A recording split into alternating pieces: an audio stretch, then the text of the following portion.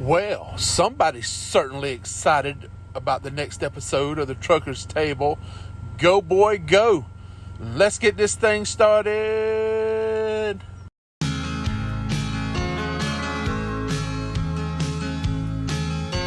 Robbie's got a gold watch. Don't seem like a whole lot. After 30 years of driving up and down the interstate. But Robbie's had a good life, and Robbie's got a good wife. Ooh, boy. Yep. We are in Alabama, not Greenbow. We're up near Tuskegee, Alabama. Rolling down to Montgomery.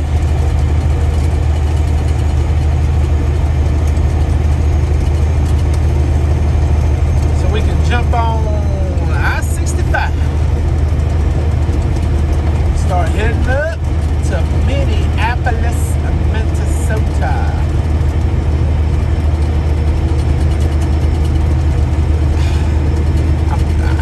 I don't know what to do about this load, man. I'll be honest with you. Where I'm delivering at in Minneapolis, Minnesota, is exactly 1 mile from police precinct number 3 of the Minneapolis Police Department.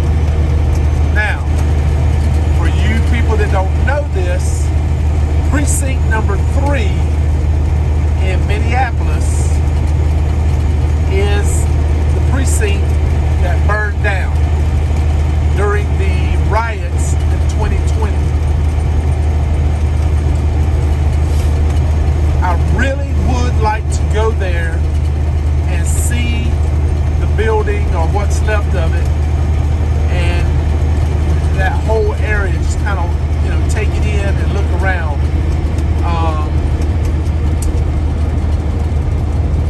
I just don't know, I don't know. I don't want to end up like a Kyle Rittenhouse, you know what I'm saying?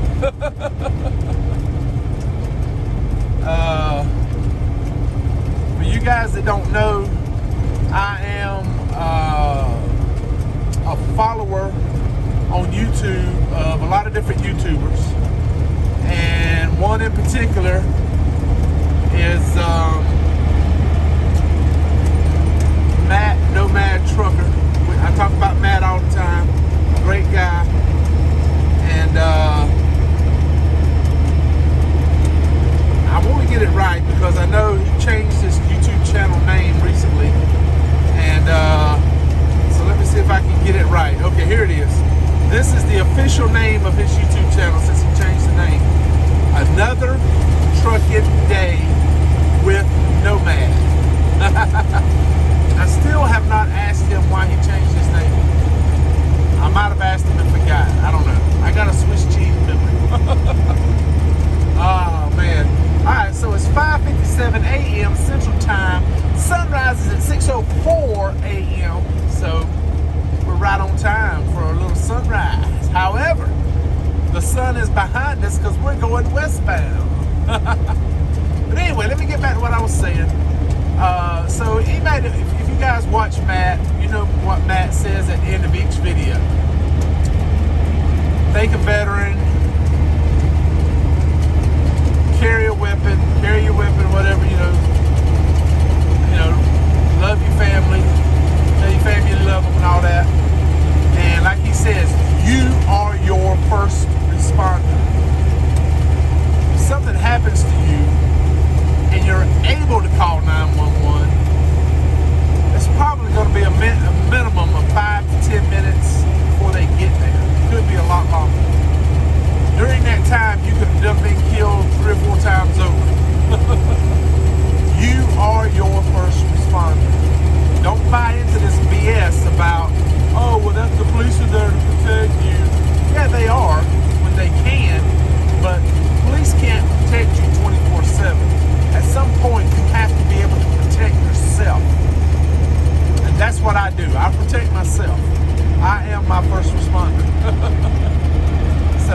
that's why I said I don't want to end up like a Kyle Rittenhouse. Hopefully that won't happen. Hopefully it's calmed down up there now and it's not as bad. But I would like to go walk down through there and see that. Mosquito, that was a big one. Sorry about that. You know, just to see it, you know, because I saw it on TV with the building burning and, you know, all the other stuff that was going on up there. So I would like to go see it. And a friend of mine who also has a YouTube channel, he's trying to grow it, Jason Perry, This Tour Life, put out a video that just really, really tugged at my heartstrings, man. I mean, it was really emotional. It was a great, great video. I hope he doesn't get offended by me saying this, but Jason, that was the best video you have put out yet. That was really a good video. He's up in New York right now. He's going to be up there, I think, for at least a week, maybe 2. So he's, you know, going around seeing the sights around New York. Well, one of the sites there in New York is, of course, Ground Zero. You know, there where the Twin Towers were, the memorial and everything. So he was able to go through there, the museum, see all of that stuff, and the soundtrack, the audio from that was just, oh wow, it was so moving. And man, I encourage you guys to go over there and check it out.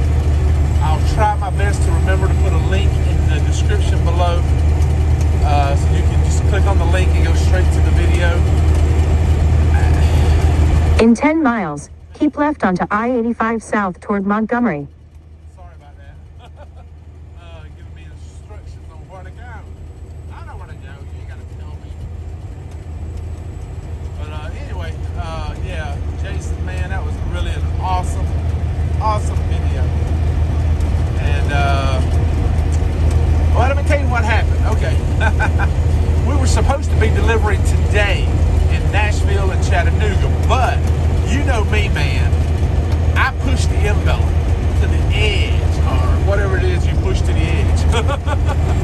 So, you know, I called ahead, talked to the people there in Nashville. They're like, yeah, we're going to work you in today. So I got in there Thursday, got it loaded, called the people in Chattanooga, said, hey, I'm on my way. If you guys can work me in, that'd be great, you know. I got over to Chattanooga, got in there, they got me unloaded. Boom, I'm empty, baby, a day early. So I hauled butt down to Columbus, Georgia. Got there with 12 minutes left on my clock. Dropped my empty, and the security guard, you know, he knows me. He's seen me there several times before. He comes out, because this is one of the loads for Katie Bell. And so he says, what's your trailer number, pickup number, stuff like that? I'll go and get your paperwork ready. So I give it to him while I'm dropping my trailer. And he comes back out and he says, hey man, I can't find that paperwork anywhere. We looked at the back of the trailer, it was not there. So I texted Katie and she texted the people from the office, and they said, well, it was sent out, you know, Thursday morning. It was some of the first paperwork to go out, one of the first loads sent up there to the drop yard. Hazard ahead in a quarter mile. You're still on the fastest route. So we looked. I went inside and looked through all the paperwork. I couldn't find it, and so I told her. I said, "Well, we cannot find that paperwork, and I just have to wait till they come in the morning." So she said, "Well, you know, the guy that she works with, he'll be in around 5 a.m. I said, well, that's perfect. That's, you know, by the time I get my paperwork, get out of there, you know, I'll get a 10-hour break in. I was going to do an 8-hour break. break so I can get out at 4 a.m. and get ahead of the Birmingham traffic. But it didn't work out, so but that's okay. We got a 10-hour break in. We'll still be in Minneapolis in plenty of time to get a 34-hour reset in, because we got unloaded a day early. Whoop whoop. So yeah.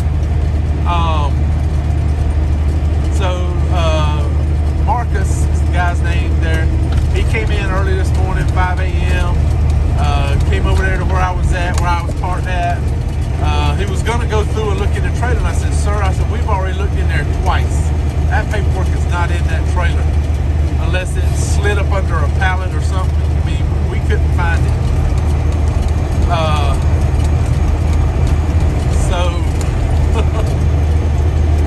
He went back down to the office, which is like a half mile down the road, and printed out another copy and brought it back to me. And I got out of there, and now here we are on the road. So yeah, we're gonna try to make it up there in one piece, I hope. And everything holds together. Knock on wood, please stay together. I get nervous when I'm getting 1,300 miles off from the house. But any old way, we'll see when we get up there. Yeah, oh, by the way, just FYI, yeah, if you hadn't already pieced all this together, let me piece it together for you. I deadheaded. What was it? Was it 180, 200 miles, something like that? Maybe 200 miles from Chattanooga down to Columbus. And the reason I did all that deadhead was so I could help out a friend, Miss Katie Bell, one of my favorite ride agents to work with. She has helped me out so many times. So many loads I've hauled for her. And, you know, she's just always been amazing. Great lady to work with. And she always, you know, does good by me on the rates and stuff. That dadgum red little Kia, I'm about ready to smack that sucker. There you go. Go, buddy. Go. Hell, you keep speeding up, slowing down. Anyway, but she took care of me. She helped me out with some money for the deadhead miles and stuff like that. Plus, I'm getting a really good rate going up there, you know, and helping her out. But she probably could have found a driver to take this load up there. But the reason she wanted me to take it up there was because the building where I'm delivering at has been there for over 72 years. God dadgummit, you little fart knocker. Why do y'all people do that? Are you stupid or something? Dadgummit. I swear, I'm gonna get an ulcer, man. And then there's that idiot that just went past the red car. He ain't got no headlights, taillights, nothing on. He's gonna get smacked off the road, but they ain't gonna see him. Anyway, the reason she wanted me to take the load up there, like I said, the building's been there for 72 years. And the surrounding buildings and stuff, you know. So, or either they built buildings around it. I don't know. I don't know which one was there first. All I know is you have to either back down or pull down this alleyway to get back. In 2 miles, keep left onto I-85 South toward Montgomery. Usually cars are flying. Now all of a sudden everybody wants to slow down and get right in front of me. What the hell, man? Anyway, she's like, I don't know, you know, if I get a driver I don't work with on a regular basis to do the load, and I'm trying to explain to him, and, you know, I don't know if they know what they're doing. She goes, you know, I know you've always done great. You've never had any problems, you know.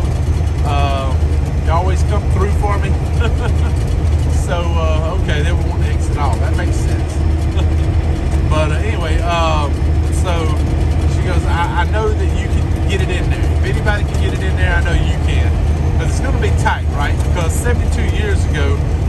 53-foot dry vans with 275-inch wheelbase, big ass Freightliners.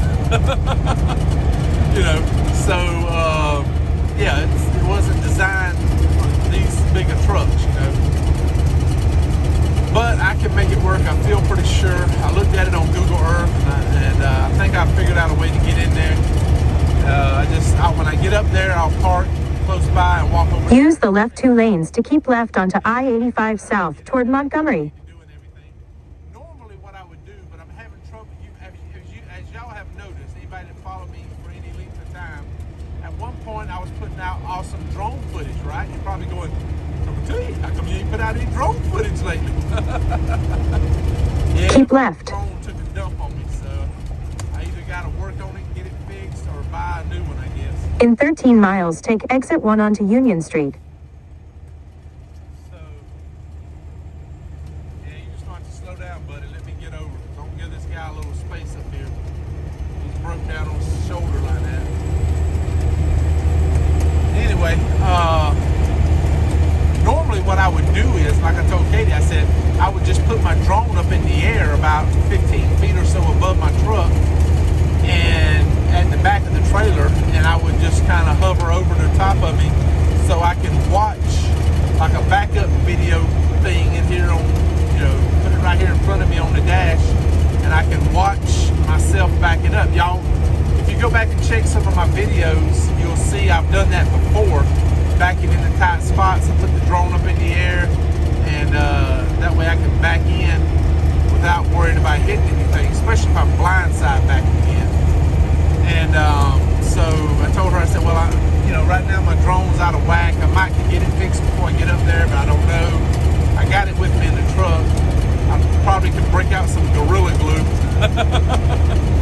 But,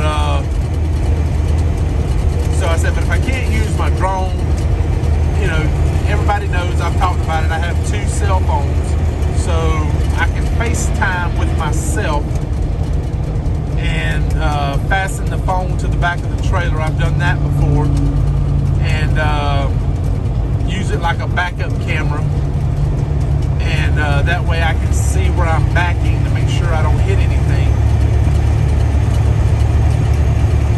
So one way or another we will get it in there. And she's like, oh wow. And I told her about the drone. I said, yes ma'am, you don't understand. You dealing with say it, George, high-tech redneck. I'm a pumpkin, but anyway, yeah, high-tech redneck. Oh man. But anyway, so that's why she wanted me to do this load. That's why she's paying me all this money. I ain't gonna say how much, because I don't want to mess up in case anybody else does loads for her. But it's probably what you're making. It's probably about the average. I mean, I don't think she treats me any special than anybody else. But she is a great agent to work with, you know. And man, that dadgum rattling in this truck. I gotta figure out what that is rattling. I think it's the passenger seat. Anyway, so that's why we're going to Minneapolis, Minnesota. Also, the reason I was still available for this load was because I was having a hard time finding anything picking up on Friday. Knowing that if I'd known for sure I was delivering on Thursday afternoon, I could have easily booked a load picking up Friday morning, see. But I did not know that. And I'm glad I didn't, because it worked out. I can do this load for Katie. You know, anytime I can help her out, I'm always glad to do it. Like I said, she's helped me out many times with loads coming out of, you know, when I get ready to leave the house, she's my go-to, you know. And back when we were in the Volvo, I know y'all probably remember it, but anybody that's been following me more than a year, when we were going on up to Minnesota and for doing a load for her, and the transmission was going out on the truck, you know, and I thought for sure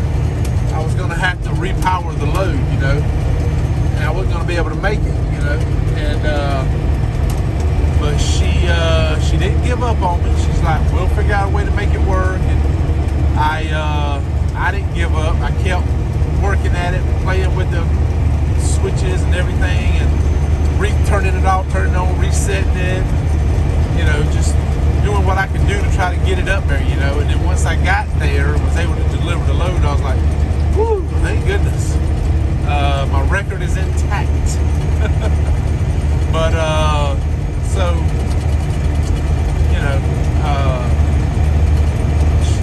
that's the kind of person she is. She didn't, like I said, she didn't give up on me. And over the last couple of years that we've been working together, we built a real good driver BCO agent relationship. And so she knows she can depend on me. I know I can depend on her. And it works out pretty daggum good, you know. That's what I tell guys, man. When you come over here to Landstar, your number one priority after you get a trailer should be to build relationships with direct shippers, agents. It's okay to build a relationship with a third-party agent. You can get a good one. But what's this dude doing, man? Is he trying to get over, or he's got his blinker on? Anyway, yeah, you build those relationships. That way, when you see one of their loads on the load board and you call in, you know the load is there. 99% of the time, the load is still there, because good agents will go in once they book a load and they will take it down. You know, they don't leave the stuff up there. The rate that's posted on the load board, you're going to get at least that much, because their rates are pretty much set. They have contracts, so they have set rates. And that's what you're going to get, what you see on the load board. You're going to get at least that much. If they're desperate, you may get a little bit more. Oh, he's got his flashers on. I thought he had his blinker on a while ago. I couldn't see the other side of the truck. Anyway, yeah, so you build those relationships, man. That way, when times are lean and there's not a whole lot of freight out there and the rates are low and all this other stuff, you got that relationship with that direct shipper, and you're still getting a good rate compared to what everybody else is getting, because their rates pretty much are flatline. They stay pretty much the same, you know. The fuel surcharge may go up and down, but the rate itself, the line haul rate, usually stays about the same.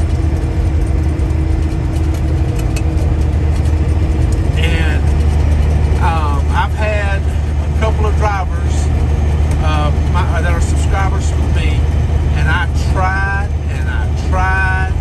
so hard to get them to understand that, and it didn't pan out, I guess. Anyway, because they're both gone now. I miss you guys, dadgummit. You know who you are. And but I think they would have been so much happier, you know, if they were able to build those relationships with direct shippers, and they wouldn't have all the BS that you have to put up with these third-party agents. Not all, but I would say the majority of third-party agents are bottom feeders that don't give a damn about you, because they're going to use you and move on to the next one. You know, so they're not worried about making sure you get taken care of. They're worried about making sure they get taken care of and the load gets delivered so they can get paid. The majority. There are an exception, but there are some really good third-party agents. And if you're lucky enough to find one, that's great. Stick with them. They can probably find you some good freight. But, you know, I've based my business model off of working with direct shippers. CAP. JAA is Katie's code. What are some of the other ones? Crap. Having a brain fart here. Yeah, there's several others, but those are the two that stick out in my head. It's Katie and then the other one there. MIN's a pretty good one. Was it DRH? I think it is. It's a good one.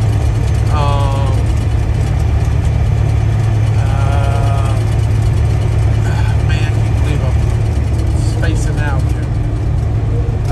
RLU is a good one. LAN, LTL is pretty good.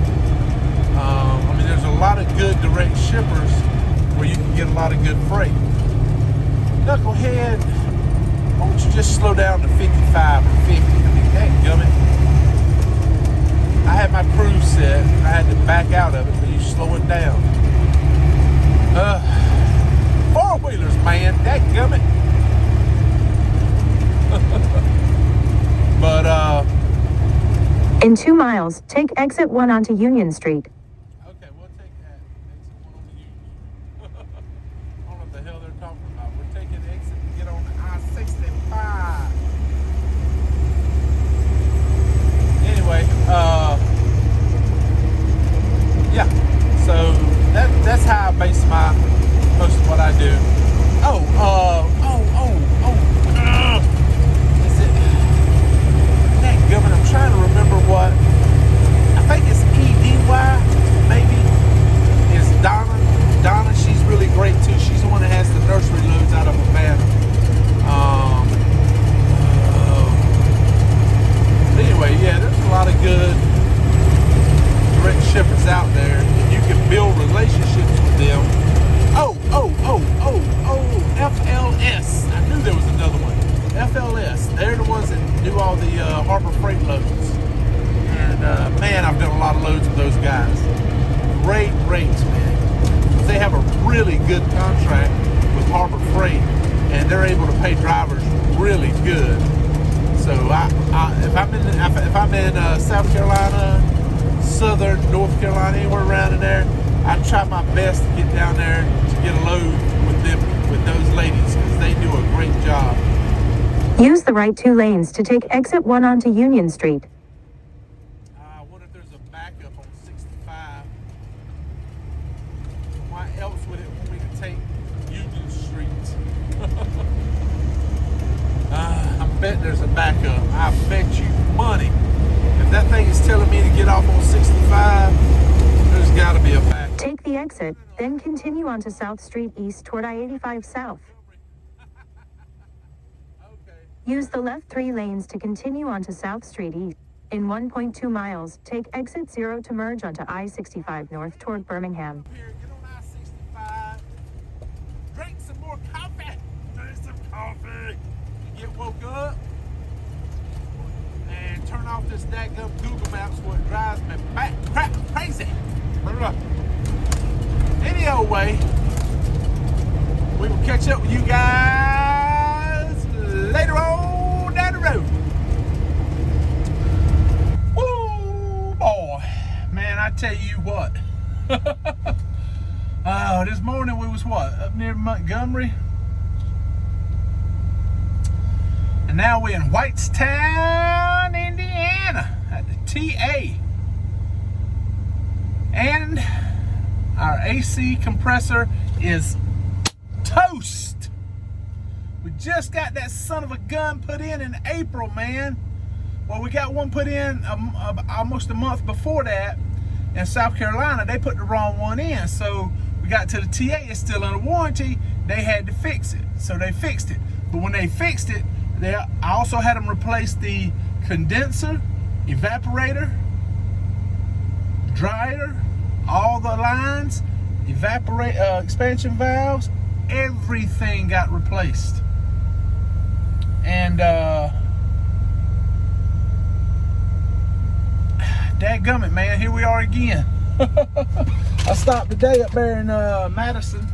I bought a tensioner because I thought that's what the problem was, the tensioner. So I bought one. And this one, yeah, there it is. So you put your little socket thing in here, and it's how you break it so you can get the belt off and take it off. But I'm not gonna mess with it right now. I think the tensioner is okay. To be honest with you, I think it was just a compressor, and I thought it was the tensioner. Rookie mistake. Anyway, it's still under warranty with TA, but the TA here in Whitestown, they don't have an AC tech until Monday, Sunday night or Monday. I got to be in Minneapolis about before then. So what we're going to do is do our 10-hour break, because we only had a few minutes left on our clock. Yeah, we had like 11 minutes of drive time left. So we're going to go ahead and do our break, and then we're going to get up as soon as that 10-hour break is up, which will be at, let's see, just say 6 o'clock, 10 hours before. Yeah, we'll be out of here before just before 4, well, around, after we do our pre-trip and everything, it'll be around 4 a.m. in the morning, and it'll be nice and cool. It'll be about 59 degrees according to the Weather Channel. That'll be good. We just crack our windows, get a little cool breeze going, and we'll be all right. You can hear the APU running back there now. I got it closed off. We're gonna try to get it cooled down back there. It's 75, it says 75 degrees outside. It feels more like 80 degrees. And inside this truck, it feels more like 85 degrees. But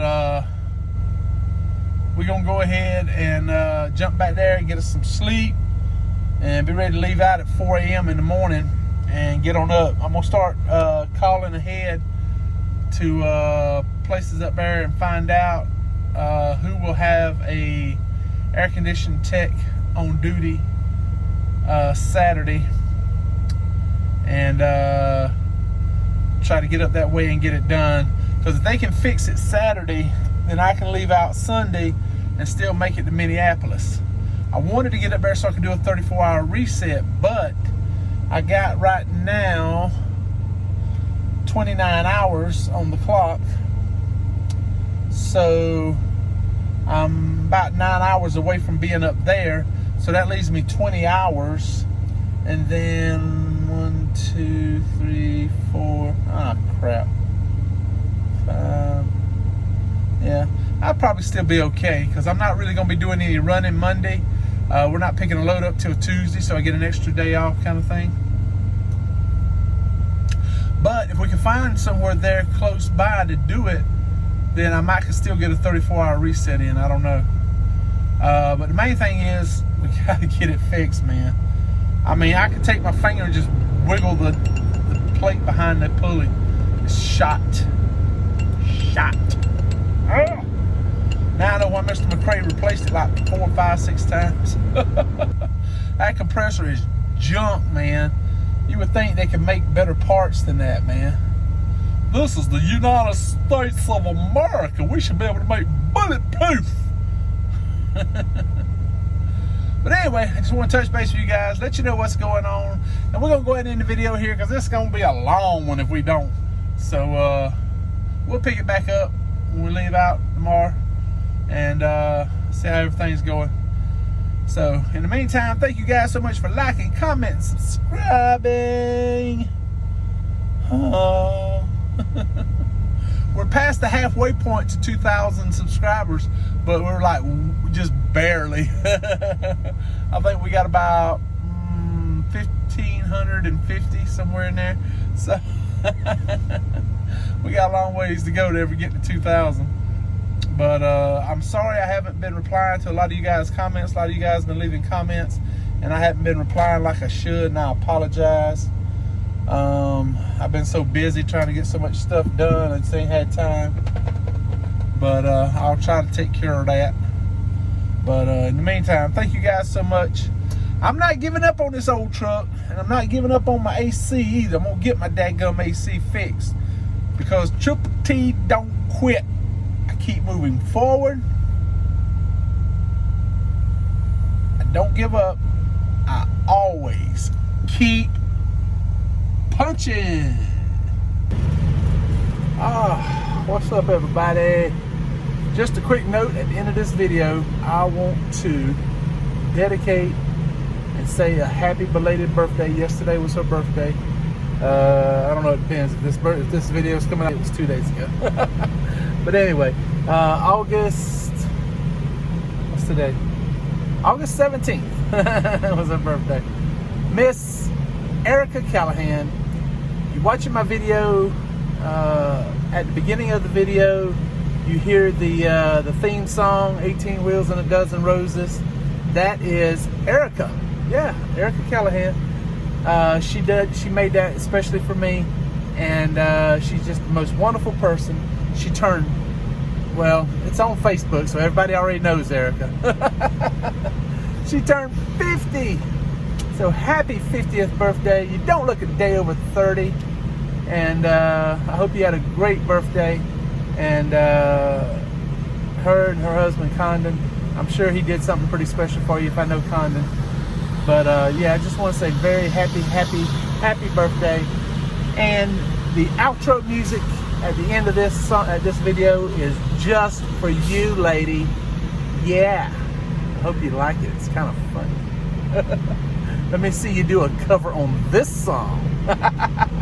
Alright, we love you, Erica. I hope you had a great birthday. I miss you. I hope we get to see you soon. And if y'all would, jump down in the comments below and wish Erica a happy birthday. Woo, woo. Well, I guess I'm fucking 50. Some say I'm old as fuck. Still sipping Jim Beam whiskey, 'cause goddamn pandemics suck. I guess I'm fucking 50. No need to look it up. Well, I might be fucking 50, but I still don't give one fuck.